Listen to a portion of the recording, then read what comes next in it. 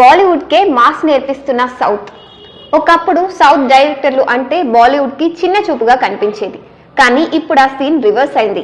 మాతో కూడా ఓ సినిమా చేయండి ప్లీజ్ అనే పరిస్థితి తలెత్తింది. ఇప్పటికే అట్లీ షారుఖ్ ఖాన్ తో జవాన్ చేశాడు. సందీప్ రెడ్డి వంగ రాక్ స్టార్ రణబీర్ కపూర్ తో యానిమల్ చేశాడు. ఈ రెండు సినిమాలు ఏ రేంజ్ లో సక్సెస్ అయ్యాయో తెలిసిందే.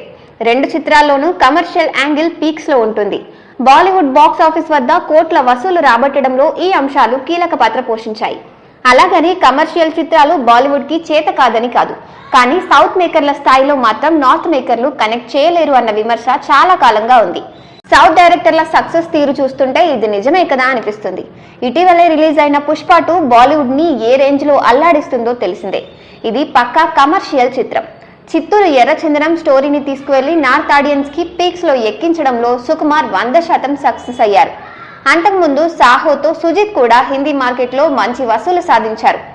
ప్రస్తుతం గోపీచంద్ మలినేని బాలీవుడ్ హీరో సన్నీ డియోల్ తో జాట్ అనే సినిమా చేస్తున్నాడు. ఇప్పటికే ఈ సినిమా ప్రచార చిత్రాలు చూస్తుంటే సంగతేంటి అన్నది అర్థమవుతుంది. గోపీచంద్ కమర్షియల్ చిత్రాలకు కేర్ ఆఫ్ అడ్రస్ లాంటివాడు. ఇప్పటి వరకు ఆయన చేసిన సినిమాలన్నీ బాగా ఆడాయి. ఇదే కాన్ఫిడెన్స్ తో సన్నీ డియోల్ లో ఛాన్స్ ఇచ్చాడు. అలా సౌత్ మాస్ నార్త్ కి ఎక్కేస్తున్నారు.